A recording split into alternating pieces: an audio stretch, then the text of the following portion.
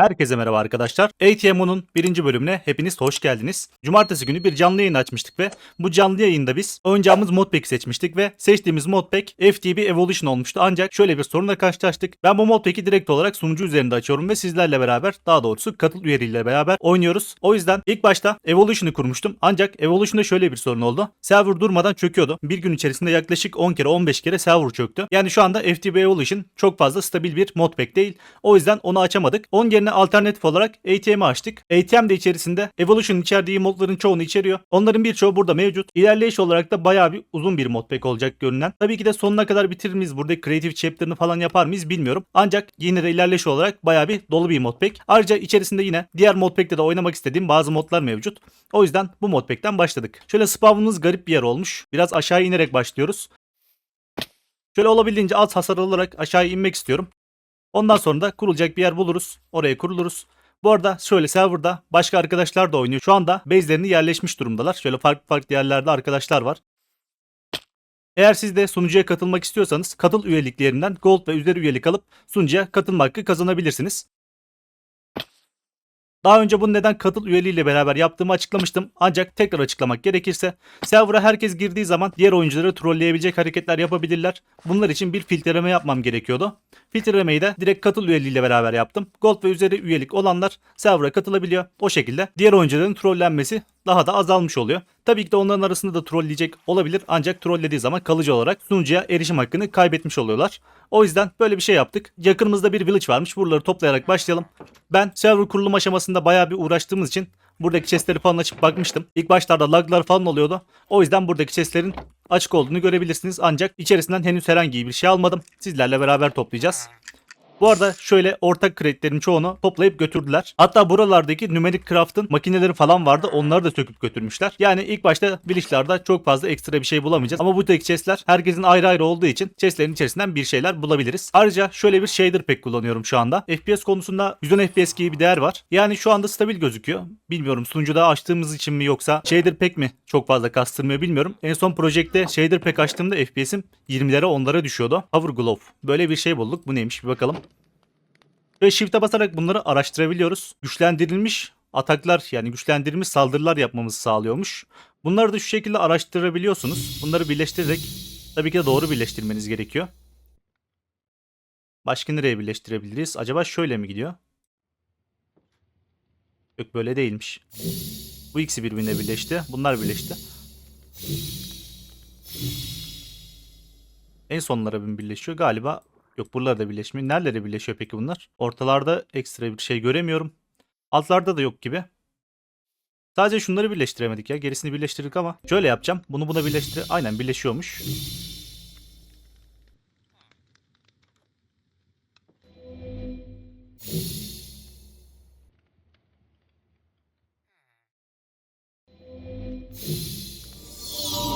Şöyle yaptığımda buradaki kısmı açmış olduk. Bunu da öğrenmiş olduk. Oyuncunun hasarını %98 arttırıyormuş. Ama 5 saniyelik bir cooldown'u varmış sanırsam. Yanlış anlamadıysam. Bu şekilde bunu da öğrenmiş olduk. Bunu da buradaki kuruyor slotlarımızın birine takabiliriz. Hangisine geldi? Direkt kuruyor, normal Clio'ya geldi. Hand'e taksak daha iyi olur. Şöyle bunu da taktık. Bu arada dediğim gibi modpack bayağı bir dolu modpack. Bu arada bir tane daha head bulduk. Buna da bir bakalım. Village Red diyor. Muhtemelen bunlarla trade'imizin güçlendiriyordur. Ama yine de bir shift'e basıp bakalım ne yapıyormuş. Aynen villager'larla, yani köylülerle alışveriş yaparkenki fiyatı düşürüyormuş. Bunu nasıl yapılacağını maalesef bulamadım.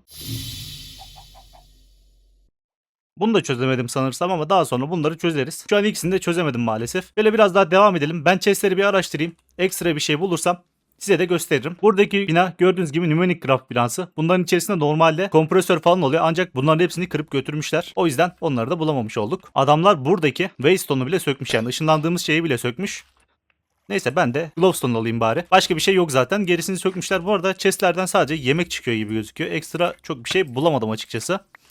Şuradaki Arsenova'nın source verilerini aldık. Bunlar Arsenova'ya girdiğimiz zaman kullanılır. Onun haricinde herhangi bir şey yok. O yüzden ben Village'i boş verip diyecektim. Şöyle bir şey çıktı, ona bakalım.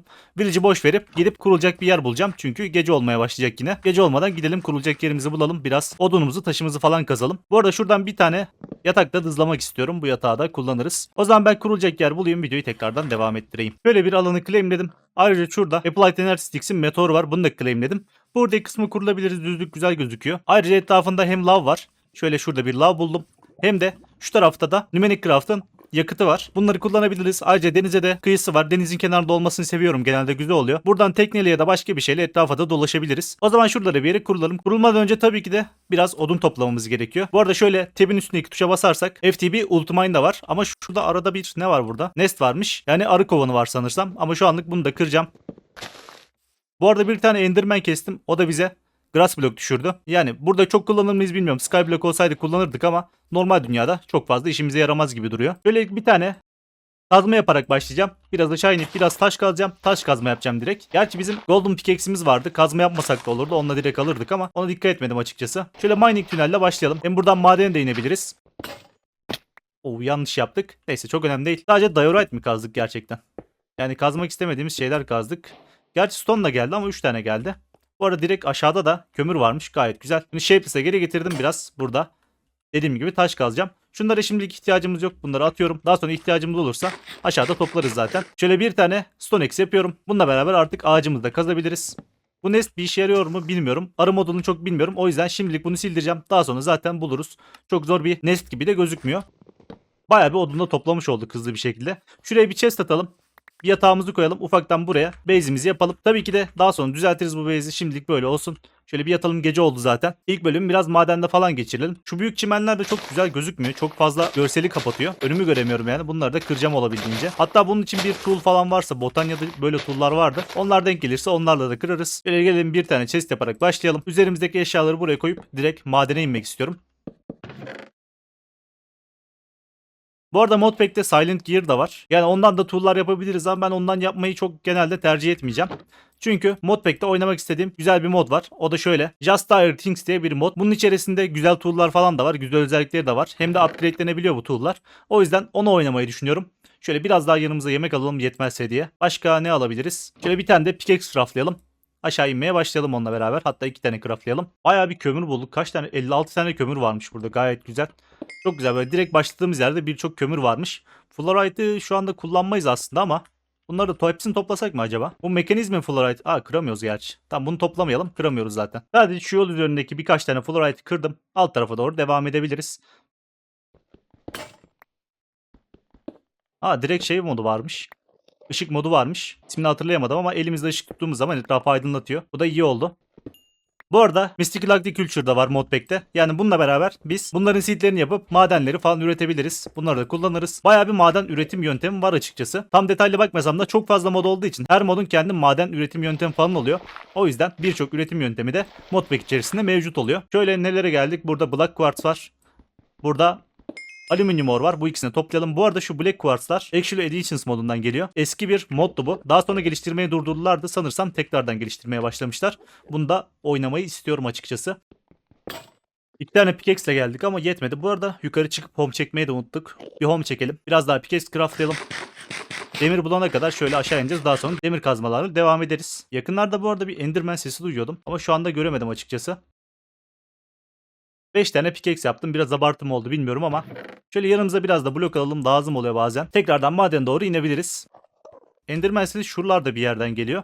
Muhtemelen orada bir mağara gibi bir şey var herhalde. Oradan geliyor olabilir. Bu arada üstümü üçlük kazıyorum genelde. Daha hızlı koşmak için. Bu kömürler bayağı bir iyi olacak. Çünkü Just Dire Things modunda bayağı bir kömür gerekiyor diye hatırlıyorum. Onları da orada kullanırız. Şöyle biraz silver bulduk. Bunları da alalım diyecektim. Bunları zaten kazamıyormuşuz.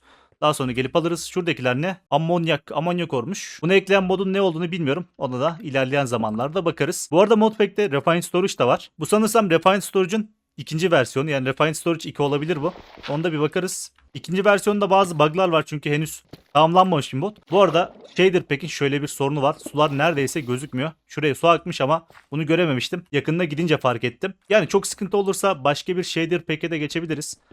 Böyle modpack içerisinde Shader Pack olarak bunlar var. Arasında bildiğiniz ve şu güzel dediğiniz varsa ben hepsini denedim. En güzelini bu geldi ama yine de siz bunların arasında bildiğiniz güzel bir Shader Pack varsa onu da önerebilirsiniz. Onu da bir bakarız. Önümüzdeki bölümlerde deneriz. Yani redstone bulduk ama hala herhangi bir iron bulamadım. Umarım onu da yakın zamanda buluruz. Relix açıldı ama nereden açıldı onu bilmiyorum. Relix görevi tamamlandı dedi. Yani kendi kendine görevler tamamlanıyor. Bayağı bir görev var bu arada. Base'e döndüğümüzde bunları da bir toplarız. Mystical Agriculture'ın Prosperity oru çıktı. Bunu da alamıyoruz. Bunlar da şuna yarıyor. Seedleri yaparken Prosperity Base gerekiyor. Onu kullanarak da daha fazla seed oluşturabiliyorduk. Bu da ona yarıyor. O yüzden onu da alabiliriz. Ama henüz iron bulamadığım için kendime yeni bir pickaxe yapamıyorum diyecektim. Şurada iron var. Gayet güzel. Bir de şöyle redstone bat diye bir şey var. Bununla beraber redstone da toplayabiliyoruz. Yani buradaki redstone'ları da kırabiliriz. Bayağı bir redstone elde ederiz. İlk ayrımımız hayırlı olsun. Gerçekten de bir tane çıktı yani. Şaka gibi. Şurada biraz daha var. Ha, burada güzel. 13 blok varmış. Su mu var orada? Aynen su var. Bu su nereden geliyor acaba? Yukarı tarafı kapasak iyi olur. Bu arada etrafı gördüğüm için sağa sola çok fazla torç koymuyorum. Umarım çok fazla mob falan spamlanmaz arkamızda önümüzde. Diamond da bulduk bu arada. Şurada hemen Diamond var. O zaman şöyle yapalım. Bir base'e dönelim hemen. Buradaki Diamond'ı kaçırmayalım. Gerçi nereden gelmiştik? Şuralardan bir yerden gelmiştik. Base'e dönelim. Bir tane Iron Pickaxe craftlayalım. Bu Iron Pickaxe ile beraber buraya geri gelip oradaki Diamond'ı da toplayalım. İlk Diamond'ımızı da toplamış oluruz. Sanırsam gece olmuş. Hava karanlık gözüküyor. Böyle base'e geldik. Uyuduk. Bizim elimizde olan Iron'ları pişirme zamanı. Bu arada bu modpack bayağı bir uzun bir modpack olacağı için canlı yayınlarda da bu modpack'i oynamak istiyorum. O neydi?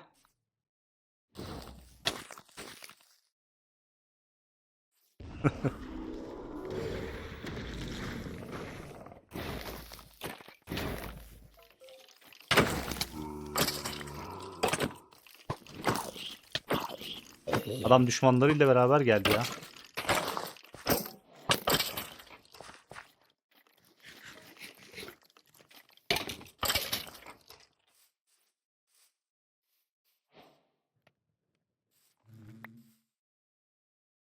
Night Vision. Oo, Night Vision Goggles. Bununla beraber yanlış hatırlamıyorsam direkt Night Vision efekti alabiliyorduk. Bunu öğrenmemiz gerekiyor mu ona bir bakalım. Aa, direkt açmış galiba. Açıp vermiş bana. Teşekkürler. Bunu da taktık Vigilant yerine. Şöyle etraf aydınlık mı oldu, karanlık mı oldu anlamadım ama çıkartalım. Sanırsam shader'la çakışıyor biraz ama yine de alt tarafları gösterir diye düşünüyorum. Şöyle garip bir hale geldi. Ama çok da sorun değil. Iron Pickaxe'imizi yapabiliriz artık. Şunları alalım. Biraz daha stick almamız lazım. Bu arada şöyle bir görevleri de bir alalım. Bayağı bir görev oluştu. Şu üst taraftan Collect All Rewards derseniz buradaki sizin yaptığınız tüm görevleri toplamış olursunuz. Gördüğünüz gibi bayağı bir şey geldi ama içerisinde çok önemli bir şey var mı diye bakarsak sanırsam çok da önemli bir şey yok gibi. Ama üzerimizi doldurdu. Hemen şöyle bir boşaltalım bunları. Minecart verdi ya. Ne yapacağım ki minecart? 4 tane block of coal vermiş. Güzel, bunu kullanabiliriz. Osmium ingot vermiş. Bu arada Osmium'dan da yanlış hatırlamıyorsam tool'lar vardı. Onlara da bir bakabilirsiniz siz de oynuyorsanız. Bu arada şunu kullanabiliriz. Kaç vuruyormuş? 6 vuruyormuş. Bizim bıçağımız sadece 3,5 vuruyordu. Bunun yerine bunu da kullanabiliriz. Böyle yapmışken birden fazla pickaxe yapmak istiyorum. Olabildiğince. Hatta hepsini pickaxe'e mi çevirsek? Başka bir şey gerekir mi Aydın? Şu anlık gerekmez gibi. Hepsini çevirdim. Bayağı bir maden kazacağız. Hatta madene inmeden önce de backpack yapabilirsek gayet güzel olur. Böyle şunu da yan tarafa bir ekleyip bir de Dunk Null falan var mı ona bakalım. Sanırsam yok. Null yazsak çıkar mı? O da yok gibi. Böyle bir etrafa bakalım. Neredeyiz? Biz buradayız. Etrafımızda herhangi bir inek var mı acaba? Tüm inekleri kesmişler mi ya? Öyle bir şey de olabilir. Tüm inekleri kesmiş de olabilirler. Ama bir dolaşalım etrafta. İnek bulmaya çalışalım biraz. Oyunun rengi bu soluklaştı ya şu Night Vision'dan sonra. Bunu bir çıkarsam mı? Bunu madene inerken takalım. Böylesi daha güzel gözüküyor çünkü. Bu neymiş? Flamingo. Ben etrafta şöyle biraz dolaşayım. Bulabilirsem biraz inek bulayım. O inekleri kesip şuradaki backpack'i yapalım. Şurada garip bir kule buldum. Buna bir dolaşmak istiyorum. Bu alt tarafında dungeon olan kule ise çok fazla dolaşmayız. Ama aşağı çıkmıyor. Yukarı doğru gidiyor. Tamam, bunu toplayabiliriz. Bu sanırsam Apotheos'un kulesi. Şuradaki şeyleri almayacağım. Çünkü genelde bunlar iyi olmuyor ve çok fazla yer kaplıyor steklenmediği için. En üst tarafa gidelim. Sadece en üstteki bir tane chest oluyor. O chest'i açarız. Bir de buradaki kitapları da toplayabiliriz. Bunlar da işimize yarar illaki. Burada şöyle bir şeye dikkat edin. Buradaki chest'in altında TNT'ler var. Bunları patlatmak istemezsiniz. Chest'i açmadan önce onu kırmaya dikkat edin. Bu neymiş? Snow Shoes. Karda yürümemizi sağlayan bir ayakkabı sanırsam. Güzel bir enchant yok. Sadece buradaki protection alabiliriz. TNT'lere ihtiyacımız yok. TNT'yi geri attım. Bir bakalım bu neymiş? Sanırsam karlı alanlarda daha iyi koşmamızı sağlıyormuş. Bu arada ben şöyle bir şey buldum. Bunu takacağım. Creeper'lar ve Phantom'lar bizden korkuyormuş bunu taktığımız zaman. O yüzden oradaki ayakkabıyı taktım. Diğerlerini çok takmayacağım. Ya da ekstra slot varsa takabiliriz gerçi ama ayak slotu... bir tane daha varmış. Tamam, bunu da takalım. Dursun orada. Bunları araştırmadan direkt çalışmaya başlıyorum yoksa araştırmamız şart mı onu bilmiyorum. Bu arada şöyle buraya kadar geldim. Hala herhangi bir inek bulamadım diyecektim. Şurada var bir tane. Bunu unutmuşlar. Bunu kesmemişler. Gayet güzel. Şöyle ilk ineğin olduğu yere Gelmiş bulunuyorum. Nerede? Şu taraflarda bir yerde olması lazım. Sağ üst. Aynen buradaymış. Deri çıkmadı değil mi? Mükemmel. Bundan da deri çıkmadı. O zaman biraz daha dolaşayım ben. Bir tane daha inek bulmaya çalışayım. Şurada birkaç tane daha inek buldum. Bunları da toplayabiliriz. Kaç tane deri geldi? 2 tane deri geldi. Gayet güzel. Diğerleri de birisi şurada, birisi sağ tarafta. Hatta direkt önümüze geldi sağ olsun. 4 tane oldu. 4 tanesi bize yeterli olacaktır. Gelmişken bunu da alalım. Bu arada ben yine home çekmeyi unuttum değil mi? Sanırsam yine home çekmeyi unuttum. O yüzden base'e kadar koşmam gerekecek. Bu arada şurada da şöyle bir yapı varmış. Koşarken o tarafa da gidebilirim bir. O zaman öyle yapayım. Ben koşarken o tarafa gideyim. Hem de oradaki yapıyı keşfetmiş oluruz. O burada bayağı bir inek gözüküyor bu arada. Şöyle map'te birkaç tane daha inek. Hatta bu map'le diğeri farklı mı gözüküyor bilmiyorum ama burada şu anki map'te 4 tane gözüküyor. Diğer map'te 3 tane gözüküyor. İki farklı map modu var. Birisi FTB'nin, birisi de Journey Map'in. 2 tane map modu var açıkçası. Ben çok sevmiyorum bu arada 2 tane olmasını. Tek bir tane. FTB'ninki bile yeterli oluyor bence. Ama nedense 2 tane eklemişler. Mod sayısı artsın diye mi yaptılar bilmiyorum. Böyle bazı modpack'ler gerçekten böyle içerisine artık hani mod sayısı artsın, daha fazla mod gözüksün diye eklediklerini düşünmeye başlıyorum bazı şeyleri. Yani ne gerek var 2 tane map moduna? İkisi de aynı işlemi yapıyor sonuç olarak. Buradaki yapı şöyle bir yapıymış. Yine aynı tower gibi gözüküyor. Yani Apophos'un tower'ları gibi gözüküyor. Hatta buraya benden önce birisi girmiş sanırsam. Ben girmediysem. Benim girdiğim bu değildi değil mi? Yanlış hatırlamıyorsam bu değildi. Aynen bu değilmiş ama burayı da başkası sökmüş. Şöyle bir bakalım. Oo, diamond bulduk.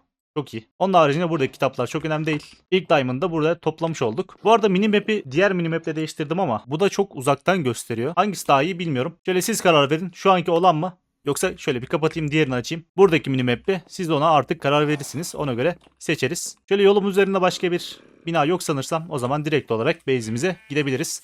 Gidene kadar da sabah oldu zaten. Base'imize de geldik. Böyle backpack'imizi de craftlamaya başlayalım. Bizden string istiyormuş gerçi. String'imiz yok ama bunu elde edebilir miyiz? Bir bakalım string'imiz hiç var mı? Yani string'imiz yok. Boş boşuna koşmuş olduk biraz. O zaman aşağı inelim.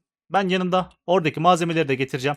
Yani neler getireceğim yanımda? Bu arada ben şunları yana ekliyorum ama nedense silinmiyor mu? Yan tarafta neden siliniyor bunlar? Ha, şuradaki tuşa basmışız. Ondan dolayı gidiyormuş. Şimdi ne getireceğim? 4 tane leather, 1 tane chest, 4 tane string'i de aşağıda buluruz. Herhangi bir mob'dan falan çıkar. Ondan sonra bunu da craftlarız. Yani bir tane de crafting table alalım yanımıza. Onun haricinde bir tane de diamond pickaxe mi yapsak acaba? Kullanırız onda. Böyle bir tane de diamond pickaxe yapıyorum. Bunu da gerektiği zamanlarda kullanırım. Tekrardan madene iniyorum. Buradaki silver'ları falan da artık toplayabiliyoruz. Bunları da toplayacağım. Bu bölüm biraz maden bölümü olacak. İkinci bölümde direkt olarak Just Tired Things'in eşyalarına geçmek istiyorum. Onlar da gayet güzel eşyalar. Benim hoşuma gidiyor gayet açıkçası. Şurada ilk diamond'ımızı bulmuştuk. Bunu da almış olduk. Gerçi 3 tane daha diamond'da chestlerden bulduk ama bu arada burada bayağı bir redstone var gibi gözüküyor. Bunları da toplarız. Oatmeal bulduk biraz, gayet güzel ama bunu Diamond Pickaxe almamız gerekiyormuş. Diamond Pickaxe yaptığımız iyi oldu. Mekanizme girerken de lazım olur bize o. Bu arada kafamıza Night Vision takılı ama ne kadar etkiliyor bilmiyorum. Elimize torç alsak daha mı iyi olur? Sanırsam böylesi daha iyi. Topladığımız redstone'lardan dolayı üzerim doldu bile şimdiden. Neyi atabiliriz? Şu pickaxe'leri silelim o zaman ya. Stone pickaxe'leri siliyorum. O zaman ben biraz maden yapayım etrafta. Anormal bir şeye denk gelirsem tekrardan videoyu başlatırım. Onun haricinde bildiğimiz klasik düz Minecraft madeni. Burada bayağı bir redstone var bu arada. Hepsini toplasak yani üzerimiz deli gibi dolacak. O yüzden toplamayacağım şimdilik. Böyle en alta kadar kazdım. Bedrock seviyesine de gelmiş bulunuyorum. Ben sadece şuna bakmak istiyorum. Bu arada üstümü bir gidip boşalttım bir kere. Diamond ore hangi seviyelerde en fazla çıkıyor? Bir buna bakmak istiyorum. Onunla ilgili bir bilgi var mı? Burada sanırsam yok. O zaman ne yapalım? Şöyle biraz yukarı çıkalım. Eksi kaçtayız şu an? Eksi 50'deyiz. Eksi 40 kaçta kazalım? 44'te kazalım. Neden olmasın? Burada ben artık şöyle large tünel 3x3 yapacağım. Onunla beraber kazacağım. Şu şekilde 3x3'lük tüneller açıyor bize. Bununla beraber gayet güzel bir şekilde maden buluruz diye düşünüyorum. Böyle bir home çektim. Base'e döndüm. Elimizdeki Iron Pickaxe'leri kırdık ve şu kadar Iron elde ettik. Onun haricinde 14 tane Diamond bulmuşuz. Bu arada şuralardaki şeyleri de madende buldum. Bunlar ilk seferde bulduğum şeylerdi. Yani bayağı bir redstone. En çok redstone çıkmış ya. Garip oldu. Şimdi şöyle biraz daha ben redstone pişirmek istiyorum. Bununla beraber ilk gireceğim mod dediğim gibi Just Dire Things modu. Bu modda ilk yapacağımız şey yanlış bilmiyorsam buradaki Primary Goo olması lazım. Bu arada şuradaki chestlerimizde Iron chest ya da daha üst seviye chestlere geliştirebiliriz. Öncelikle bir tane redstone torch ile beraber normal chestimizi Sophisticated Storage'ın chestine çeviriyoruz. O yüzden şöyle gelelim birazcık buradan redstone artı stick alalım. Kaç tane yapalım? Burada kaç tane var? 4 tane burada var. Bir de üzerimizde var. Toplamda 5 tane var. Hatta bir tane daha yapalım. Düzgün gözüksün, simetrik gözüksün diye bir tane daha yapıyorum. Şöyle bir tane daha chest craftlıyorum. Şimdi bu chestleri ben Sophisticated Storage'ın chestine çevireceğim. Daha sonra da elimizde iron var mı hiç kaldı mı ekstra? Burada kalmamış ama şurada vardır. Bununla beraber şu şekilde birleştirerek Iron Chest'e çevirebiliyoruz. Bu Iron Chest'ler yanlış hatırlamıyorsam bir tane Iron Chest ikili bir chest'e bedel. Yani şunla aynı slot olması lazım. Bunun içerisinde de depolamamızı yaparız. Üstümüz çok fazla doldu. Chest'ler de çok fazla doldu. Daha sonra ben tabii ki de bunların düzenini de yaparım. İşte maden chest'i olsun, blok chest'i olsun ya da mob drop chest'i gibi chest'lere ayırabiliriz bunları. Şimdilik rastgele olarak yerleştiriyorum her şeyi. Bu arada ikili yaptığımız zaman da şöyle bir boyutu var. Gördüğünüz gibi hem bir de burada artı olarak 2 tane de upgrade slotu var. Bu upgrade slotlarına da upgrade takıp bunların boyutunu daha da arttırabiliyoruz. Şöyle bir hepsini kıralım artık. Bunların hepsini muhtemelen chestlere sığdırabilirim diye düşünüyorum. Sığdıramazsam da yeni chestler zaten yapacağız. Onları da sırayla yapıyoruz. Neredeyse hepsi chestlere sığdı. Tam olarak hepsi sığmasa da neredeyse hepsi chestlere sığmış durumda. Bunları da bir Sophisticated Storage'ın chestlerine çevirelim. Bir tanesini daha Iron Chest'e çevirebiliyoruz. Bu arada bunları Gold Chest ve Diamond Chest'e falan da upgrade'leyebiliyoruz ama üzerimizde şu anda o kadar chest olmadığı için şimdilik böyle bıraktık. Bu arada Sugarcane ararken şu etrafta şöyle bir yer buldum. Bunun içerisinde ne varmış bir bakalım. Yani önemli hiçbir şey yok gibi gözüküyor. Üzerimizdeki seedleri atabiliriz o zaman. Alt tarafında bir şey var mı acaba? Direkt Black Wool mu hepsi? Aynen direkt Black Wool. Oo, şu garip olmuş. 2 tane bedin birleşimi. Garip gözüküyor. Base'e geri döndüm. Bunların kaç tanesi bize lazım bir bakalım. Sadece 2 tanesi bize lazımmış. Onun haricinde gece olmasını bekleyeceğiz. İnşallah uyumazlarsa biraz zombiyle kapışırız. Hatta şöyle bir bakalım, tam göremiyorum Night Vision'dan dolayı ama ne durumdayız? Gerçi güneş burada. Daha varmış yani. Böyle bir yazalım, gece uyumazsanız iyi olur diye.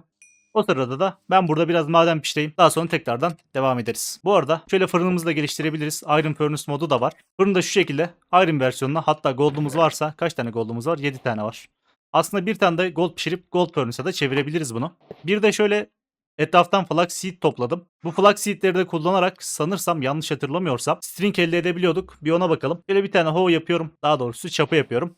Bu çapayla beraber de biraz bunu ekmeği deneyelim bakalım. Aa, direkt ekti üzerimdekileri. Bu garipmiş. Böyle shift'e basarak büyütebiliyor muyuz? Sanırsam hayır gibi duruyor. Biz bomb meal bulmadık. Herhangi bir yaratıkla da kapışmadık. O yüzden herhangi bir bomb meal'ımız falan yok. O zaman mecburen biraz bekleyeceğiz. Ya da şu an server stabil gibi şey de yapabiliriz. Böyle random tick speed'i 3'ten 20'ye çıkartalım bakalım. Server kasarsa onu da düşürürüz. Ama şimdilik bunu biraz arttırdım. Bunlar daha hızlı büyür. Sugarcane'lerimiz de daha hızlı büyür. O neydi ya? Bir şey attı ama görmedim. Ha, spam portalı. Adam uça uça gidiyor. Onun base neredeydi ya? Buraya kadar nereden geliyor acaba? Neyse, yeterince gold'umuz birikti. Bunu da bir seviye daha upgrade'leyebiliriz. O 9'lu gold istiyormuş. İyi ki fazladan yaptık. Ben bunu direkt şu şekilde 8'li istiyor sanıyordum ama neyse, sorun değil. 9'lu gold da yaptık.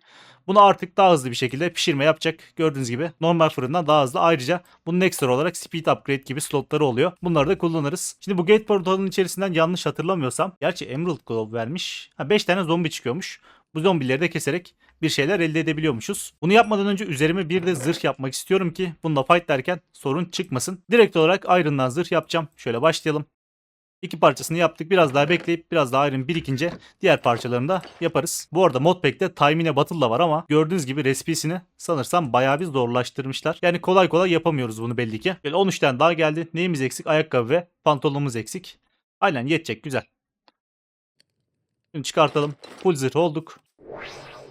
Şimdi bunu açıyoruz. Bunun içerisinden, yanlış hatırlamıyorsam dediğim gibi, zombiler çıkacak, bize saldıracak ve bütün wave'leri tamamlarsak bize ödül verecek. Bir bakalım ne çıkıyor. Ha, direkt yanarak başladılar. Kolay olacak galiba. Ama şöyle bir sorun var. Bana çarptıkları zaman beni de yakıyorlar. Birinci wave'i tamamlamak üzereyiz. Ben bir şey yapmasam da kendileri ölecekti zaten. Bu arada tick speed arttırdım biraz daha. Server'da sıkıntı çıkarsa, server'da oynayan arkadaşlar bana söyleyebilir. Bunu da kısarım. Bu Plux'lar, yanlış hatırlamıyorum değil mi? Yani Plux Fiber verdi. Bu arada ikinci wave'de Spider'lar çıktı. Yani örümcekler geldi. Arada bir atak yaparken şöyle sarı sarı bir ışıklar çıkıyor. Onlar sanırsam taktığımız şeyin özelliği. Bu arada canımız bayağı bir azaldı. Umarım ölmeyiz. Yemek yemeyi unuttuk. İskelet falan çıkarsa öldürebilir ama bakalım ne çıkacak. Zombi artı. Okey, sorun değil. Zombiler zaten kendini öldürür. Sadece Spider'ları öldürmemiz gerekiyor. Şöyle bir canımızı yenileyelim.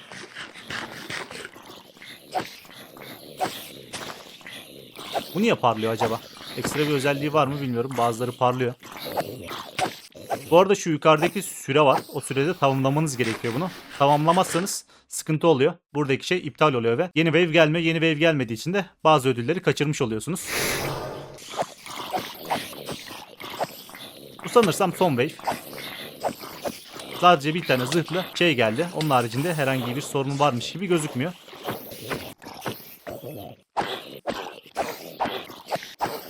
...20 saniyemiz kaldı.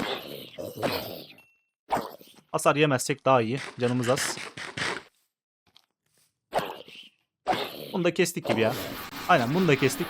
Şöyle içerisinden daha fazla ödül ve bayağı bir hayvan spamladı. Hayvanları da keseriz. Hayvanlara çok bir ihtiyacımız yok. Oo, bayağı bir sapling falan da vermiş bize. Bunları ne yapacağız bilmiyorum artık. Chest'lere depolarız. Bu kadar sapling'e ihtiyacımız yok sanırsam. Şöyle yerdeki şeyleri toplayalım. Bunları da keseceğim açıkçası. Çok fazla çıktı bunlar. Ne yapacağız yani bu kadar şeyi bilmiyorum. Gerekirse daha sonra bundan spamlarız. Gayet güzel. O modun olması da gayet güzel oldu. Bu arada ne Spider Trophy ve Pig Trophy elde ettik. Bunlar ne işe yarıyor bilmiyorum. Hani bunların içerisinden ödül falan kazanabiliyor muyuz bilmiyorum. Bu arada ufak bir server laglandı. Neyse büyük bir kısmını kestik. Bu arada bunların içerisinden string de geldi. Hem backpack'imizi yapacağız hem de diğer şeyi yapacağız. Bu flag seed'leri yanlış mı hatırlıyorum ben? Flag string yapılıyormuş. Bu da sanırsam normal string gibi çalışıyor ya. Aynen bunda da yapabiliyoruz. Yani string bulamadıysanız buradaki flag string'i de ekip yapabilirsiniz. Böyle üzerime bir gerekli şeyleri alayım. Şimdi ilk olarak backpack'imizi yapıyoruz. Burası tamam. Daha sonra primary glue'yu yapacağız. Bir tane 4, 2 tane sugar eksik. Onu da sugarcane'lerle sağlayabiliriz. Sugarcane'leri buraya ekmiştik. Gelelim buradaki primary glue'yu da craftlayalım. Burası da tamam. Bunu upgradeleyerek ilerliyoruz bu arada. Seviye ikincisi bu. Seviye üçüncüsü bu şeklinde ilerliyor bunlar. Şimdi bunu nasıl kullanıyoruz? Bunu öncelikle şöyle dünyanın herhangi bir yerine koyuyoruz. Bilerek bunu bir blok yukarı koyacağım. Çünkü direkt olarak alta koyarsak buradaki en alttaki yüzünü kullanmamış oluruz. Bunu sugar'la da besleyebiliyoruz. Ya da sugar'ınız yoksa rotten flash'le de besleyebilirsiniz. İki farklı şekilde besleyebiliyorsunuz bunu. Şimdi bunu ne için kullanacağım? Öncelikle benim biraz iron almam lazım. 47 tane iron'ımız burada olmuş. Bu arada şu backpack'imiz de iron seviyesine. Hatta gold'umuz varsa gold seviyesine de geliştirebiliriz. Bu iron'ları da ben blok haline getiriyorum. 4 tane block of iron'ımız oldu. Bu block of iron'ları da bunun etrafına koyduğum zaman şöyle 400'üne koyuyorum. Ve bunu sugar'la beslediğim zaman bunları farklı bir şeye dönüştürmeye başlıyor. Gördüğünüz gibi şöyle yayılmaya başladı bunların üzerine. Bunların hepsi dönüştüğü zaman onları kırıp farklı bir maden elde etmiş olacağız. Şöyle backpack'imizi de gold seviyesine kadar geçirdik. Buradaki trophy'leri de şöyle etrafa koyabiliriz. Yani bunlara bir şey yapılıyor mu? Oo, büyütebiliyoruz. Garipmiş. Niye böyle bir şey eklersin ki yani? Neyse güzel. Bunları kullanırız daha sonra build olarak. Bir diğeri ne yapıyor? Ha, yukarı aşağı alıyor. Tamam, bunu klasik 0.5'e 0.5 galiba. Şöyle getirelim. Bunları büyütüp küçültebiliyormuşuz. Daha sonra dediğim gibi bir build yaparken kullanabiliriz belki. İlk olarak ben Just Dire Things'in pickaxe'ini yapmak istiyorum. Sanırsam en düşük seviyesi bu olması lazım. Bir bakalım şöyle. Aynen en düşük seviyesi bu. Direkt onu yaparak başlayacağız. Bu arada neredeyse dönüşmek üzere ve dönüştüler. Bunları kırıyoruz. 4 tanesinden yani 36 tane Iron'dan 16 tane Ferroco'da aldık. Bunları gelip fırında pişiriyoruz. Bu arada Tiny Coal varsa Tiny Coal da kullanabiliriz. Bir bakalım. Aynen varmış, gayet güzel. Buna da bir upgrade mi yapsak ya? Speed upgrade falan yapabiliriz buna. Bir de onu yapalım. Böyle Augment Speed diye geçiyor. Ne istiyormuş? 4 tane stone, paper ve redstone istiyor. Yani çok bir şey istemiyor. Paper'larımızı da zaten şunlardan yine elde edebiliriz. Şimdi 8 tane bundan elde ettik. Hemen geliyorum bunun dediğim gibi pickaxe'ini yaparak başlıyorum. Diamond pickaxe yine üzerimizde kalsın. Bir de bunun kılıcını yapayım ben. Böyle kılıcını da elde ettim. Şimdi bunları neden yapıyorum? Bunların ne özelliği var? Öncelikle seviye 1'in sanırsam herhangi bir ekstra özelliği yok. Ama seviyelerini geliştirdikçe biz bunların daha farklı özellikler ekleyebiliyoruz. Şöyle speed augment'ı bir yapalım. 4 tane stone istiyor. Bunların hangi stone olarak geçiyor acaba? Sanırsam andesite stone olarak geçiyor. Aynen gördüğünüz gibi yapabiliyoruz. Andesite stone olarak geçiyormuş. Bunun içerisine şöyle augment kısmına speed augment'ı eklediğimiz zaman burası artık çok daha hızlı bir şekilde çalışacaktır. Şimdi buna takabildiğimiz şeylere bakarsak birincisi ore miner'ı takabiliyoruz. Başka da bir şey takamıyoruz sanırsam. Bunu seviye 2'ye getirdiğimiz zaman şöyle kullanımlarına tekrardan bakalım. Buna hammer takabiliyoruz, smelter takabiliyoruz. Yani seviye arttırdıkça yeni özellikler geliyor ama şimdilik sadece düz pickaxe gibi. O zaman ben madeni tekrardan ineyim. Daha fazla şey kazayım. Wow. Bayağı bir büyük bir mağaraya denk geldim. O neymiş? Enderman galiba.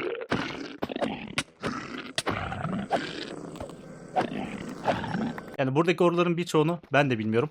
Çünkü çok fazla mod olduğu için çok fazla maden ekliyor açıkçası. Hepsini bilmeme imkan yok. Bu arada Kenan'a da teşekkür ederim. Şöyle verdiği Night Vision şeyi bayağı işimize yarıyor. Gördüğünüz gibi her yeri rahatlıkla görebiliyoruz. Direkt oyun başından Night Vision'ı kazanmış olduk.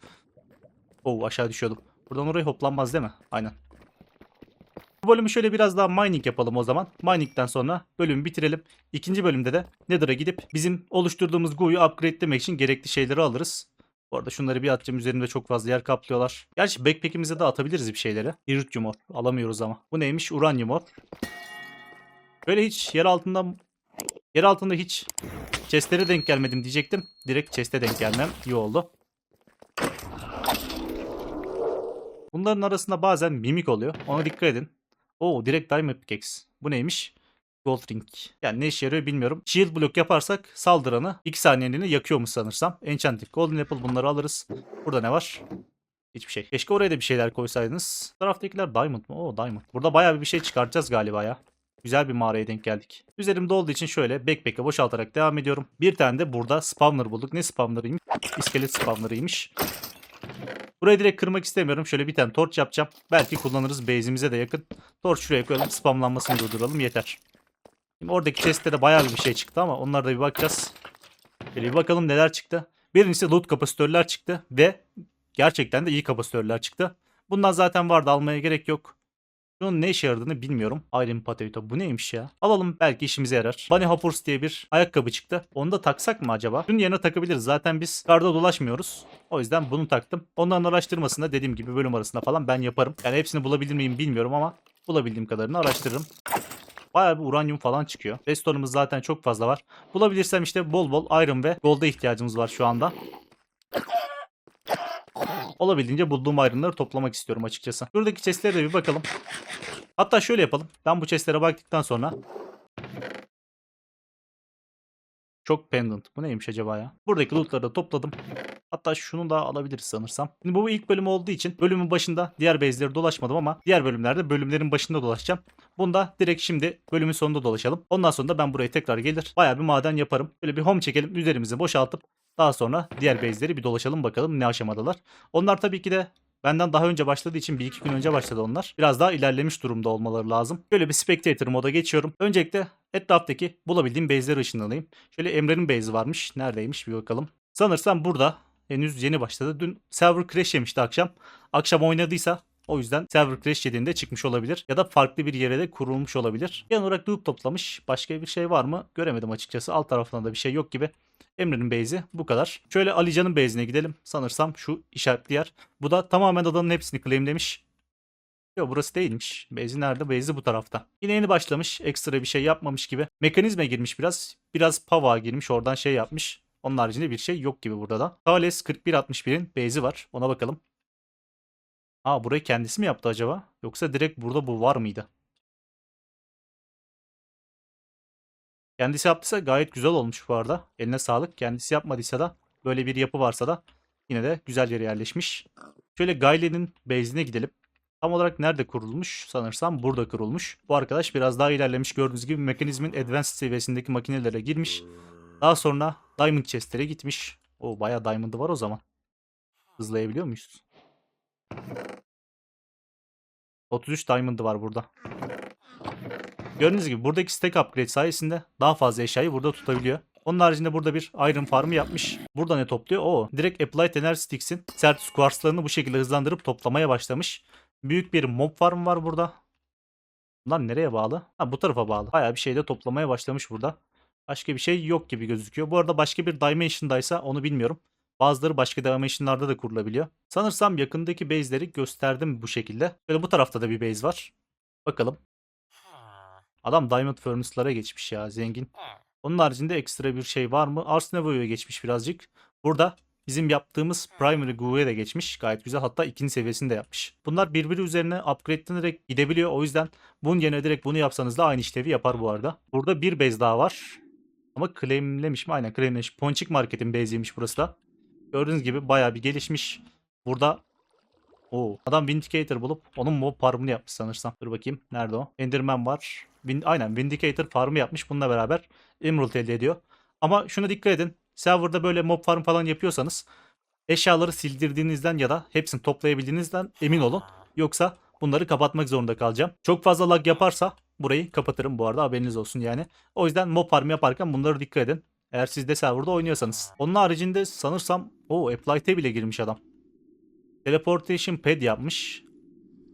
Yine burada aynı şekilde bir farm var. Certus Quartz farmı yapmış. Biraz Industrial Foregoing'e girmiş. Bu tarafta sanırsam Wither spamlamak için bir alan yapmış. Yani Wither'la bu kadar erken ne yapıyor bilmiyorum ama. Oo, Dragon'u bile kesmiş ya. Aa, kilitlediği için içeriye koymuyor mu şu anda? Sanırsam kilitli bıraktığı için içeriye eşyayı aktarmıyor. Burası da bu kadar. Bakalım başka kim var? Böyle bazıları RTP attığı için çok uzaktalar. O yüzden bunları map'ten bulup oraya gidiyorum. Bu tarafta Amco 35 varmış. Direkt base'ine geldik. Sadece başlangıcını yapmış sanırsam. Henüz daha fazla ilerlemiş gibi durmuyor. Böyle Hybantos'un base'ine geliyoruz. Dediğim gibi Numenic Craft'a geçiş yapmış. Kompresörlerini yapmış. Herkes mekanizmin jeneratörleriyle LNG üretmiş. Onun haricinde Integrated Dynamics'le bir depolama yapmış. Arka tarafta bunun da depolaması var. Item Vault kullanarak bunları birleştirmiş. Yani küçücük bir depo sayesinde birçok eşyayı burada depolayabiliyor. Bu neymiş? Foundry. Bu ne olduğunu ben de bilmiyorum açıkçası. Tinker gibi çalışıyor. Direkt Tinker da olabilir. Crate'e girmiş, bu taraflara bakalım. Yine aynı şekilde Iron Farm'ı. Bu tarafta biraz daha Crate. Yani yine yer altında kurulmuş ve burada gelişmeye başlamış. Bir miktar mekanizm. Burada bir de Ortek'ten lava jeneratörü yapmış. Sanırsam base'de bu kadar. Bir de Kenan'a bakalım bu arada. Kenan'a bakmadık. Kenan nereye kuruldu onu göremedim map'te. O yüzden şöyle teleportlanacağım diyecektim.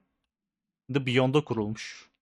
Tüm base'i burada mı bilmiyorum ama şu anda Beyond'da duruyor. Applied Energy 6'in depolamasına girmiş. Netherite Furnace yapmış adam maşallah.